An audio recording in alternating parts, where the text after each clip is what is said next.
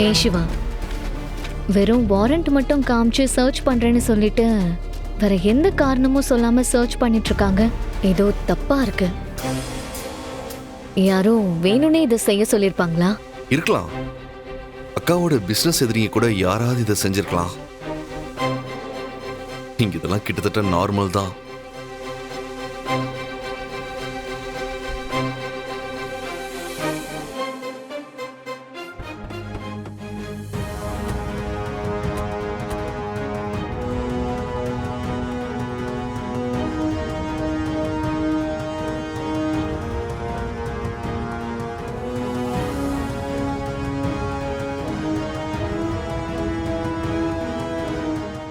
Constable, உங்க 3 பேர் போனையும் கொடுங்க.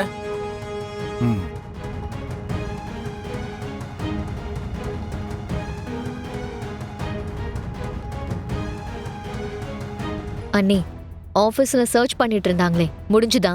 என்ன சொன்னாங்க? அங்க முடிஞ்ச செயலி.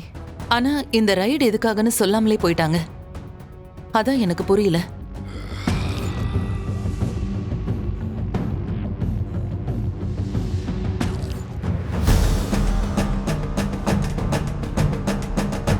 ஏன் அண்ணி, அந்த ஆபீசர் உங்களுக்கு தெரிஞ்சவங்களா?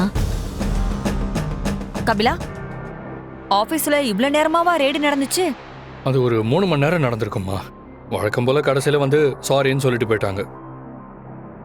நான் சொன்னேன்ல, அங்கேயும் அதான் நடக்கும் பார். சார், எல்லாம் சரியா இருக்கா? எல்லாம் சரியா இருக்கு மேடம். நீங்க செக் பண்ணீங்களே, உங்களுக்கு எல்லாம் சரியா இருக்கா? கரெக்டா இருக்கு. அப்ப அவ்வளவுதான் மேடம். சார், இவங்க எல்லாரோட போனையும் கொடுத்துருங்க. சாரி மேடம், ஏதோ ராங் இன்ஃபர்மேஷன் வந்திருக்கு. Thank you for your cooperation. ஒரு நிமிஷம். நீங்களாவது என்ன ரீசனுக்காக இந்த ரைடுன்னு சொல்ல முடியுமா? சாரி மேடம், அதை சொல்றதுக்கு எங்களுக்கு மேலிடத்துல பர்மிஷன் கொடுக்கல. கிளம்புறோம் மேடம்.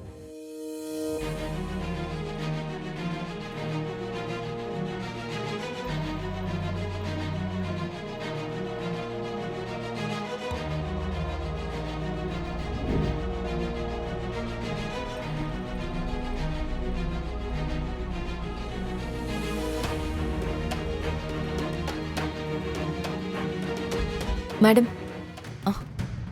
ரீசெண்டா அந்த இறந்து போன மினிஸ்டருக்கு எதிரான டாக்குமெண்ட்டை நீங்க கான்ஃபரன்ஸ்ல சப்மிட் பண்ணீங்கல்ல, அதனால தான் இந்த ரைடு.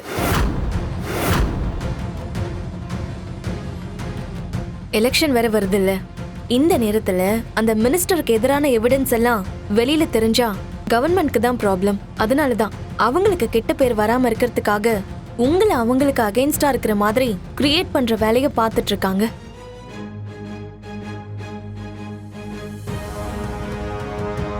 இது மட்டும் இல்ல, இன்னும் என்ன வேணாலும் செய்வாங்க. எதுக்கும் கொஞ்சம் ஜாக்கிரதையா இருங்க. நான் வரேன் மேடம். தேங்க்யூ. தேங்க்யூ.